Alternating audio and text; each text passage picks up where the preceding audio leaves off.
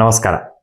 ಶಾಸ್ತ್ರಂ ಶಾರೀರಮೀಮಾಂಸುಂ ದೇವಸ್ತು ಪರಮೇಶ್ವರ ಆಚಾರ್ಯ ಶಂಕರಾಚಾರ್ಯ ಸ್ವಂತು ಮೇ ಜನ್ಮಜನ್ಮನಿ. ಜಗದ್ಗುರು ಶ್ರೀ ಶ್ರೀ ಭಾರತೀ ತೀರ್ಥ ಮಹಾಸ್ವಾಮಿಗಳವರ ತತ್ಕರ ಕಮಲ ಸಂಜಾತರಾದ ಜಗದ್ಗುರು ಶ್ರೀ ಶ್ರೀ ವಿಧುಶೇಖರ ಭಾರತಿ ಮಹಾಸ್ವಾಮಿಗಳ ಚರಣಾರವಿಂದಗಳಲ್ಲಿ ಸಾಷ್ಟಾಂಗ ಪ್ರಣಾಮವನ್ನು ಸಮರ್ಪಿಸುತ್ತಾ, ನೋಡಿ, ನಾವು 2025ನೇ ಇಸ್ವಿಯನ್ನ ನೋಡ್ತಾ ಕಳೆದಿದ್ದೇವೆ. 2026ನೇ ವರ್ಷಕ್ಕೆ ಕಾಲಿಟ್ಟಿದ್ದೇವೆ.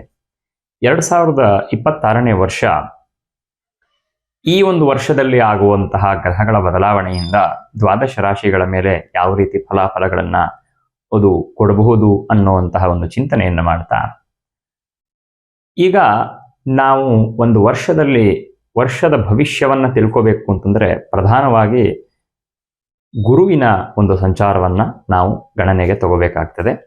ಅದರ ನಂತರದಲ್ಲಿ ಶನಿಯ ಒಂದು ಬದಲಾವಣೆಯನ್ನ, ಶನಿಯ ಸಂಚಾರವನ್ನ, ಮತ್ತೆ ರಾಹುಕೇತುಗಳ ಸಂಚಾರವನ್ನ ಪ್ರಧಾನವಾಗಿ ನಾವು ಗಮನದಲ್ಲಿ ಇಟ್ಕೊಂಡು ಒಂದು ವರ್ಷ ದ್ವಾದಶ ರಾಶಿಗಳ ಮೇಲೆ ಯಾವ ರೀತಿಯಾಗಿರುವಂತಹ ಫಲಾಫಲಗಳನ್ನು ಅನುಭವಿಸ್ತಾರೆ ಅಂತ ಹೇಳಬಹುದಾಗಿದೆ. ಅದರಲ್ಲಿ 2025ನೇ ವರ್ಷದಲ್ಲಿ ನಮಗೆ ರಾಹುಕೇತುಗಳ ಬದಲಾವಣೆ ಆಯಿತು.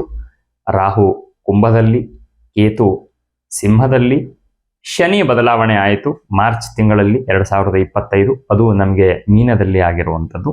ಗುರುವಿನ ಬದಲಾವಣೆ ಸಹಜವಾಗಿ ಏಪ್ರಿಲ್ ತಿಂಗಳಲ್ಲಿ ನಮಗೆ ಮಿಥುನದಲ್ಲಿ ಗುರುವಿನ ಸಂಚಾರ ಆಗ್ತಿರುವಂಥದ್ದು. ಈಗ ಕಡೆಯದಾಗಿ ಡಿಸೆಂಬರ್ ತಿಂಗಳವರೆಗೆ ಗುರು ವಕ್ರಿಯಾಗಿ ಕರ್ಕಾಟಕದಲ್ಲಿ ಸಂಚಾರವನ್ನ ಮಾಡ್ತಿರುವಂಥದ್ದು. ಈ ಎಲ್ಲ ಒಂದು ಗಮನವನ್ನ ಇಟ್ಕೊಂಡು ಮುಂದಿನ 26ನೇ ವರ್ಷದಲ್ಲಿ ಈ ಗುರುವಿನ ಸಂಚಾರ ಮಾತ್ರ ನಮಗೆ ಪ್ರಧಾನವಾಗಿರುವಂಥದ್ದು. ಜೂನ್ ತಿಂಗಳಲ್ಲಿ ಗುರುವಿನ ಸಂಚಾರ ಇರುವಂಥದ್ದು. ಅದು ಬಿಟ್ಟು ಡಿಸೆಂಬರ್ ತಿಂಗಳ ನಂತರದಲ್ಲಿ ನಮಗೆ ರಾಹುಕೇತುಗಳ ಸಂಚಾರ ಇರುವಂಥದ್ದು. ಹಾಗಾಗಿ ಒಟ್ಟಾರೆ 2026 ವರ್ಷದ ಒಂದು ಭವಿಷ್ಯವನ್ನ, ಅಲ್ಲಿರುವಂತಹ ಗ್ರಹಗತಿಗಳನ್ನು ಚಿಂತನೆ ಮಾಡಿದ್ರೆ ಗುರುವಿನ ಸಂಚಾರ ಪ್ರಧಾನವಾಗಿ ನಾವು ತಗೊಂಡು, ಗುರು ಮಿಥುನದಲ್ಲಿ ಸಂಚಾರವನ್ನ ಮಾಡ್ತಿರ್ತಾನೆ ಜೂನ್ ತಿಂಗಳವರೆಗೆ. ಜೂನ್ ತಿಂಗಳ ನಂತರ ಕರ್ಕಾಟಕದಲ್ಲಿ ಸಂಚಾರವನ್ನ ಮಾಡ್ತಾನೆ.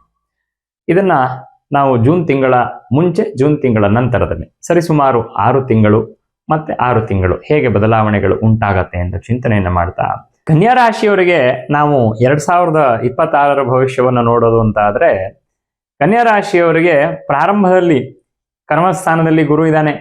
ಹಾಗಾಗಿ ಕರ್ಮವನ್ನ ಅಷ್ಟಾಗಿ ಗುರು 10ನೇ ಮನೆಯಲ್ಲಿ ಗುರು ಬಲ ಅಂತ ಹೇಳಲಿಕ್ಕಾಗಲ್ಲ, ಅಷ್ಟಾಗಿ ಶುಭ ಫಲವನ್ನ ಕೊಡ್ತಾನೆ ಅಂತ ಹೇಳಲಿಕ್ಕಾಗಲ್ಲ, ತುಂಬಾ ಹೆಚ್ಚಿನದಾಗಿ ಅಶುಭ ಅಂತನೂ ಹೇಳಲಿಕ್ಕಾಗಲ್ಲ. ಆದ್ರೆ ಒಂದು ರೀತಿ ಮಧ್ಯಮವಾಗಿ ನಡೀತಾ ಇರುವಂತಹ ಸಾಧ್ಯತೆ. ಸಪ್ತಮ ಸ್ಥಾನದಲ್ಲಿ ಶನಿ, ಅಷ್ಟದಲ್ಲಿ ರಾಹುವಿನ ಯೋಗ, ವೇದಲ್ಲಿ ಕೇತುವಿನ ಯೋಗ, ಒಂದಷ್ಟು ಸಣ್ಣ ಪುಟ್ಟ ಖರ್ಚುಗಳು ಅನ್ನುವಂಥದ್ದು ಏನೇ ಇದ್ರೂ ಕೂಡ ಇನ್ನು ಮುಂದೆ 10ನೇ ಸ್ಥಾನದಿಂದ 11ನೇ ಸ್ಥಾನಕ್ಕೆ ಗುರು ಸಂಚಾರ ಮಾಡ್ತಾನೆ 2026ರಲ್ಲಿ. ಕೆಲಸ ಕಾರ್ಯಗಳಲ್ಲೆಲ್ಲ ಅಭಿವೃದ್ಧಿ ಅನ್ನುವಂಥದ್ದು ಉಂಟಾಗತ್ತೆ. ಒಳ್ಳೆ ರೀತಿಯಾಗಿರುವಂತಹ ಫಲಗಳು ಅನ್ನುವಂಥದ್ದು ಪ್ರಾಪ್ತವಾಗತ್ತೆ, ಲಾಭ ಪ್ರಾಪ್ತವಾಗತ್ತೆ. ವಿಶೇಷವಾಗಿ ಯಾರ್ಯಾರು ಬಿಸ್ನೆಸ್ ಅನ್ನ ಮಾಡ್ತಾ ಇರ್ತೀರಾ ಅಂಥವರಿಗೆ ಶುಭ ಫಲಗಳು ಅನ್ನುವಂಥದ್ದು ಸಿಗತ್ತೆ. ಅಗ್ರಿಕಲ್ಚರ್ ಅನ್ನ ಮಾಡ್ತಿರ್ತಕ್ಕಂಥವ್ರಿಗೆ, ಹೋಟೆಲ್ ಉದ್ಯಮವನ್ನ ಮಾಡ್ತಿರ್ತಕ್ಕಂಥವ್ರಿಗೆ ತುಂಬಾ ಉತ್ತಮ ಲಾಭ ಅನ್ನೋದನ್ನ ಹೇಳಬಹುದಾಗಿದೆ. ಇನ್ನು ಕುಟುಂಬದಲ್ಲಿ ಇದ್ದಂತಹ ಸಮಸ್ಯೆಗಳೆಲ್ಲವೂ ಕೂಡ ಹೋಗುತ್ತೆ.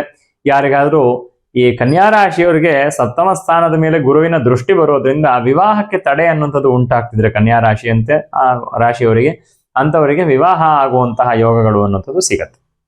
ವ್ಯಯದಲ್ಲಿ ಕೇತು ಇರೋದ್ರಿಂದ ಒಂದಷ್ಟು ಹಣಕಾಸಿನ ವ್ಯಯ ಅನ್ನುವಂಥದ್ದು ಸಹಜವಾಗಿ ಆಗ್ತಿರ್ಬೋದು. ಕಾಲು ಎಳೆಯುವಂತಹ ಒಂದಷ್ಟು ಸಮಸ್ಯೆಗಳು, ನಿದ್ರಾಹೀನತೆ ಅನ್ನುವಂಥದ್ದು ಸ್ವಲ್ಪ ಸಮಸ್ಯೆಗಳಿದ್ದ ಪಕ್ಷದಲ್ಲಿ ಅದೆಲ್ಲವೂ ಕೂಡ ಹಾಗೆ ಕಂಟಿನ್ಯೂ ಆಗುವಂತ ಸಾಧ್ಯತೆ ಇದೆ. ಗಣಪತಿಯನ್ನ ವಿಶೇಷವಾಗಿ ಆರಾಧನೆಯನ್ನ ಕನ್ಯಾ ರಾಶಿಯವರು ಮಾಡಬೇಕಾಗ್ತದೆ.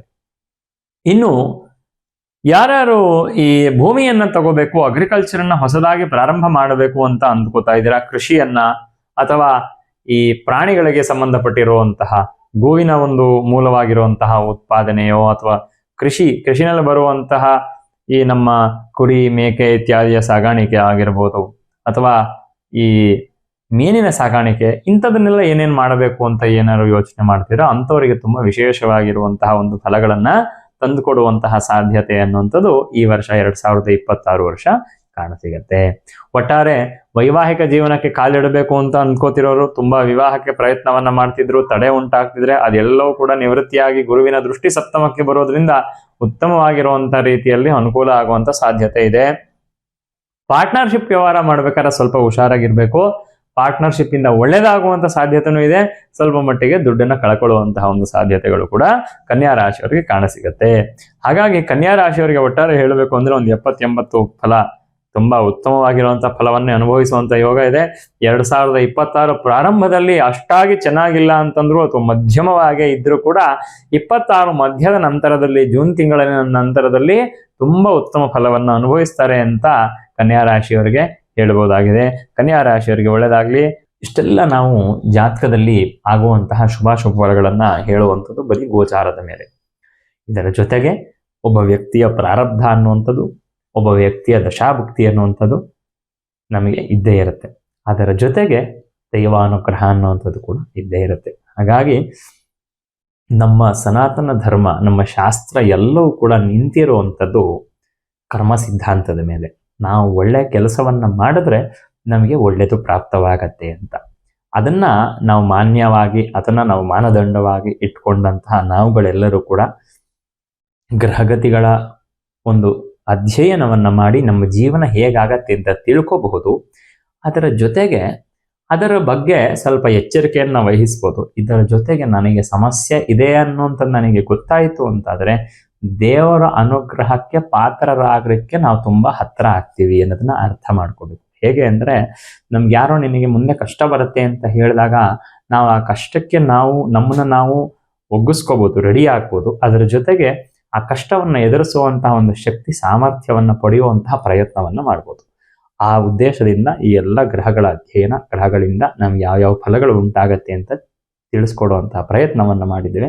ತಮ್ಮೆಲ್ಲರಿಗೂ ಕೂಡ ಭಗವಂತ ಒಳ್ಳೆಯದನ್ನು ಮಾಡಿ, ಒಳ್ಳೆ ಕರ್ಮವನ್ನು ಮಾಡಿದ್ರೆ ಒಳ್ಳೆ ಫಲಗಳು ಬರುತ್ತೆ ಅನ್ನುವಂಥದ್ದು ಶತಸಿದ್ಧವಾಗಿರುವಂಥದ್ದು.